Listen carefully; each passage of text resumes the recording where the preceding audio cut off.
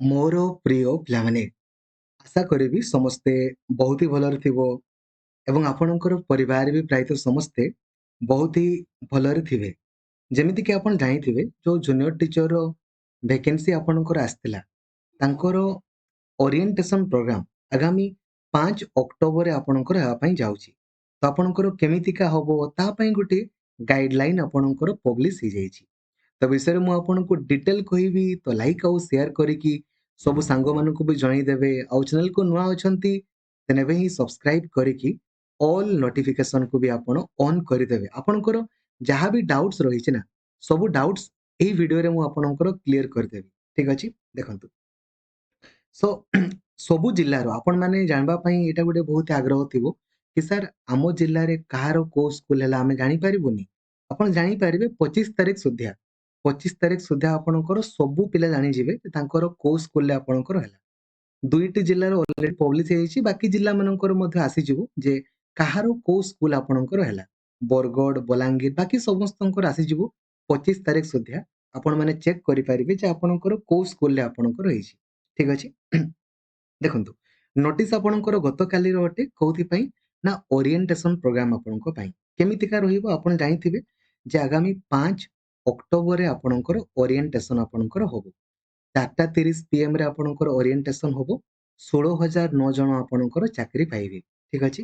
ତ କେମିତିକା ଆପଣଙ୍କର ହବ ତା ସମ୍ପର୍କରେ ଡିସ୍କସନ କରିବା। ଦେଖନ୍ତୁ, ଏଥିରେ ଲେଖା ହେଇଛି ଟ୍ରାଭେଲ ପ୍ଲାନ୍ ଆପଣଙ୍କର କଣ ରହିବ। ସମସ୍ତେ ଗୋଟେ ବସ ରେ ଆପଣଙ୍କର ଯିବେ। ଏବେ ଆପଣ ମାନେ କହିବେ ସାର୍ ଆମେ ଭୁବନେଶ୍ୱରରେ ରହୁଛୁ କିମ୍ବା ପାଖାପାଖି ଏରିଆରେ ରହୁଛୁ, ସାର୍ ସେଇ ବସରେ ନ ଗଲେ ହବନି, ଡାଇରେକ୍ଟଲି ଗଲେ ହବନି। ଆପଣ ଡାଇରେକ୍ଟଲି ଆପଣଙ୍କର ଡିଓ ସହିତ କଥା ହେଇଯିବେ, କିଛି ଅସୁବିଧା ନାହିଁ। ଆପଣଙ୍କୁ ସେ ଗାଇଡ କରିଦେବେ, କିଛି ପ୍ରୋବ୍ଲେମ ଏଥିରେ ନାହିଁ। ଆପଣଙ୍କୁ କିନ୍ତୁ ଟାଇମରେ ଆପଣଙ୍କୁ ପହଞ୍ଚିବା ପାଇଁ ପଡିବ। ନମ୍ବର 1। ନମ୍ବର 2, ସାର୍ ନ ଗଲେ କଣ କିଛି ଅସୁବିଧା ହବ? କିଛି ପ୍ରୋବ୍ଲେମ ନାହିଁ, ବଟ୍ ଆପଣ ଟିକେ ଭ୍ୟାଲିଡ ରିଜନ ଦେବେ ଯେ କାହିଁକି ଆପଣ ଯାଇପାରୁନାହାନ୍ତି। ରିଜନ ଦେଇଦେବେ, କିଛି ନାହିଁ। ଆପଣଙ୍କର ଚାକିରି ହେଇଛି ମାନେ ଆପଣଙ୍କୁ ଆଉ କିଛି ଅସୁବିଧା ନାହିଁ। କାହିଁକି ନା ଏଠି ଆପଣଙ୍କର ଜଏନିଂ ଅର୍ଡର ବଗେରା କିଛି ଆପଣଙ୍କୁ ଦିଆହବନି। ଧରାଯାଉ ଗୋଟେ ପିଲାଟା ଆପଣଙ୍କର ଯାଇପାରିଲା ନାହିଁ, ତାର କିଛି ପ୍ରୋବ୍ଲେମ ଅଛି XYZ, କିଛି ପ୍ରୋବ୍ଲେମ ଅଛି, କିଛି ପ୍ରୋବ୍ଲେମ ନାହିଁ। ଆପଣ ସିମ୍ପଲି ଡିଓ ଅଫିସରୁ ପରବର୍ତ୍ତୀ ସମୟରେ ଯାଇକି ଆପଣଙ୍କର ଜଏନିଂ ଅର୍ଡରକୁ କଲେକ୍ସନ କରିପାରିବେ। କିଛି ପ୍ରୋବ୍ଲେମ ନାହିଁ। କିନ୍ତୁ ଗୋଟେ ଭ୍ୟାଲିଡ ରିଜନ ଦେବା ପାଇଁ ପଡିବ ନା। ଏମିତି ନୁହେଁ ଯେ ନାଇଁ ମୋର ମନ ହେଲାନି, ସେମିତି ନାହିଁ। ଗୋଟେ ରିଜନ ଆପଣଙ୍କର ସ୍ପେସିଫିକ ରିଜନ ଥିବ, କାହାର ଦେହ ଖରାପ ଥିଲା କିମ୍ବା XYZ ଯାହା ବି ରିଜନ ଥିଲା, ସ୍ପେସିଫିକ ରିଜନ ଆପଣଙ୍କୁ ଦେବା ପାଇଁ ପଡିବ କି ସାର୍ ମୁଁ ଏଇ ରିଜନ ଯୋଗୁ ଯାଇପାରିନଥିଲି, ତ ମୋର ଜଏନିଂ ଅର୍ଡର ଦିଅନ୍ତୁ। ତ ଆପଣଙ୍କୁ ଡିଓ ଅଫିସ ଆପଣଙ୍କର ଜଏନିଂ ଅର୍ଡର ଆପଣଙ୍କର ଦେଇଦେବେ। କିଛି ପ୍ରୋବ୍ଲେମ ନାହିଁ। ମନେ ରଖନ୍ତୁ, ଆପଣ ମାନେ ଓରିଏଣ୍ଟେସନ ପ୍ରୋଗ୍ରାମ ଧରାଯାଉ ଗୋଟେ ଲୋକର ବହୁତ ଏମର୍ଜେନ୍ସି ଅଛି, ସେ କଣ ଯାଇପାରିବ? ଯାଇପାରିବନି। ୟା ମାନେ ନୁହେଁ ଓରିଏଣ୍ଟେସନ ପ୍ରୋଗ୍ରାମ ଗଲେ ହିଁ ଆପଣଙ୍କୁ ଚାକିରି ମିଳିବ ନାହିଁ। ଆପଣଙ୍କର ନାଁ ଅଛି ଲିଷ୍ଟରେ, ଆପଣ ଅଲରେଡି ଚାକିରି ପାଇଛନ୍ତି। ଓରିଏଣ୍ଟେସନ ୱେଲ୍ ଆଣ୍ଡ ଗୁଡ୍, ବହୁତ ହି ବଢିଆ। ସମସ୍ତେ ଯିବା ପାଇଁ ନିହାତି ଟ୍ରାଏ କରିବେ। ବଟ୍ ଧରାଯାଉ କାହାର କିଛି ଏକ୍ସେପସନାଲ କେସ୍ ଯାଇପାରିଲାନି, ଦେନ୍ ସିଏ ଡିଓ ଅଫିସକୁ ଯାଇକି ଡାଇରେକ୍ଟଲି ଆପଣଙ୍କର କଲେକ୍ଟ କରିପାରିବ। ଠିକ ଅଛି, ଭ୍ୟାଲିଡ ରିଜନ ଦେଇକି। ବୁଝା ପଡିଲା? ଏବେ ଆସନ୍ତୁ ଡିସ୍କସନ ଆପଣଙ୍କର କରିବା ଟ୍ରାଭେଲ ପ୍ଲାନ୍ ଆପଣଙ୍କର କଣ ରହିବ। ନମ୍ବର 1, ଏଇ ଯୋଉ ଜିଲ୍ଲା ଆପଣ ଦେଖିପାରୁଛନ୍ତି ଏଥିରେ 13ଟି ଆପଣଙ୍କର ଜିଲ୍ଲା ରହିଛି। ବଲାଙ୍ଗୀର, ବରଗଡ଼, ଦେଓଗଡ଼, ଝାରସୁଗୁଡା, କଳାହାଣ୍ଡି, କୋରାପୁଟ, ମାଲକାନଗିରି, ନବରଙ୍ଗପୁର, ନୂଆପଡା, ରାୟଗଡା, ସମ୍ବଲପୁର, ସୁବର୍ଣ୍ଣପୁର, ସୁନ୍ଦରଗଡ଼। ଏଇ ସବୁ ଜିଲ୍ଲାର ଏଇ ସବୁ ଜିଲ୍ଲାରେ ଯୋଉମାନେ ପାଇଛନ୍ତି ସେମାନେ କଣ କରିବେ ନା, ତାଙ୍କର ଯେହେତୁ ଟିକେ ଦୂର ନା, ସେମାନେ 4 ତାରିଖ ଦିନ ହିଁ ରାତିରେ ବାହାରିବେ। ଠିକ ଅଛି, 4 ତାରିଖ ଦିନ ରାତିରେ ଆପଣଙ୍କର ବାହାରିବେ। ଯେମିତି ସେମାନେ 5 ତାରିଖ ଦିନ ସକାଳ ସୁଦ୍ଧା ଆପଣଙ୍କର ଭୁବନେଶ୍ୱରରେ ପହଞ୍ଚିବେ। ଏବଂ ତାଙ୍କ ପାଇଁ ଖାଇବା, ପିଇବା, ରହିବା ସବୁ ବ୍ୟବସ୍ଥା ଆପଣଙ୍କର ଅଲରେଡି କରାହେଇଥିବ। ଠିକ ଅଛି। ଆଉ ଏସବୁ ଦାୟିତ୍ୱ ଆପଣଙ୍କର ସେଇ ଜିଲ୍ଲାର ଡିଓ ମାନେ ଆପଣଙ୍କର ନେଇଥିବେ। ବୁଝା ପଡିଲା? ତ ଆପଣଙ୍କୁ ସେମାନେ କଣ୍ଟାକ୍ଟ କରିବେ ଯେ ଆପଣଙ୍କର ଏଇ ଯୋଉ କଣ କଣ ଆପଣ ମାନେ, ଆଉ ଦେଖନ୍ତୁ କିଛି ବଗେରା ନେଇକି ଆସିବେନି। ଖାଇବା, ପିଇବା, ରହିବା ସବୁ କିଛି, ଆଉ ବେଗ ବି ଆଣିଥିବେ। କିନ୍ତୁ ବେଗ ଗୁଡା ଆପଣ ଖାଲି ବସ ରେ ହିଁ ରଖିପାରିବେ। ଯୋଉ କଳିଙ୍ଗ ଷ୍ଟାଡିୟମ ଭିତରକୁ ଯିବେ ସେଠି ଆପଣଙ୍କୁ ବେଗ ବଗେରା କିଛି ଏଲାଉ ନାହିଁ। ଦେଖନ୍ତୁ, ବ୍ରେକଫାଷ୍ଟ ଏଣ୍ଡ ଲଞ୍ଚ ସବୁ ଜିନିଷ ଆପଣଙ୍କୁ ପ୍ରୋଭାଇଡ କରାଯିବ। ଧରାଯାଉ ଆପଣଙ୍କ ଟଏଲେଟ ହେଇଗଲା, ଲାଟ୍ରିନ୍ ବଗେରା ସବୁ ବ୍ୟବସ୍ଥା ସେମାନେ କରିଥିବେ, ଯୋଉମାନେ ଏଇ 13ଟି ଜିଲ୍ଲାର ଆପଣଙ୍କର ଅଟନ୍ତି। ଠିକ ଅଛି, ବୁଝିଲେ? ଏବଂ ସେମାନେ 12ଟା 15 ସୁଦ୍ଧା, ମାନେ ସେଇ 5 ତାରିଖ ଦିନ 12ଟା 15 ସୁଦ୍ଧା ଆପଣଙ୍କର ଷ୍ଟାଡିୟମକୁ ପଶିବେ। 12ଟା 30 ସୁଦ୍ଧା ସେମାନେ ଏଣ୍ଟ୍ରି କରିବେ, ଯେମିତିକି ସେମାନେ 2ଟା ସୁଦ୍ଧା ଆପଣଙ୍କର ସେଟେଲ ହେବେ। କିନ୍ତୁ ଆରମ୍ଭ ହବ ଆପଣଙ୍କର ପ୍ରୋଗ୍ରାମ କେତେବେଳେ? 4:30ରେ ଯାଇକି ଆରମ୍ଭ ହବ। କାହିଁକି ନା ଖରା ହଉଥିବ ନା। ଠିକ ଅଛି, ତାପରେ ଆପଣଙ୍କର ଯେମିତି ଆପଣଙ୍କର କମ୍ପ୍ଲିଟ୍ ହବ, ଡାଇରେକ୍ଟଲି ସେମାନେ ଆପଣଙ୍କର ଘରକୁ ପଳେଇବେ। ବୁଝିଲେ? ଏତିକି ହିଁ ଆପଣଙ୍କର ଜିନିଷ ରହିଛି। ହେଲା? ଆଉ ଭୁବନେଶ୍ୱରରେ ତାଙ୍କ ପାଇଁ ରହିବା ପାଇଁ ବ୍ୟବସ୍ଥା କରାଯିବ ଏବଂ ବାକି ଯୋଉ 17ଟି ଆପଣଙ୍କର ଜିଲ୍ଲା ରହିଲା, ବୌଦ୍ଧ, ଗଜପତି, କନ୍ଧମାଳ, ଖୋର୍ଦ୍ଧା, ମୟୂରଭଞ୍ଜ, କଟକ, କେଉଁଝର, ଢେଙ୍କାନାଳ, ବାଲେଶ୍ୱର, ଗଞ୍ଜାମ, ଅନୁଗୁଳ, ଭଦ୍ରକ, ଜଗତସିଂହପୁର, ଯାଜପୁର, ନୟାଗଡ଼, କେନ୍ଦ୍ରାପଡ଼ା, ପୁରୀ ଏଇ ସବୁ ଜିଲ୍ଲାରେ ଯୋଉମାନେ ଆପଣଙ୍କର ପାଇଛନ୍ତି, ଏମାନେ ଆପଣଙ୍କର 5 ତାରିଖ ଦିନ ହିଁ ଆପଣଙ୍କର ସକାଳେ ବାହାରିବେ। ଠିକ ଅଛି? 5 ତାରିଖ ଦିନ ଆମେ ସକାଳେ ବାହାରିବେ।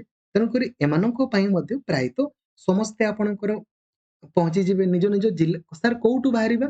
ନା ଆପଣଙ୍କର ଯୋଉ ଜାଗାରେ ଡିଓ ଅଫିସ ଅଛି, ଯୋଉଠି ଡିଷ୍ଟ୍ରିକ୍ଟ ହେଡକ୍ୱାର୍ଟର ସେଇ ଜାଗାରୁ ହିଁ ବସ୍ ଗୁଡା ଆପଣଙ୍କର ବାହାରିବ। ଠିକ ଅଛି?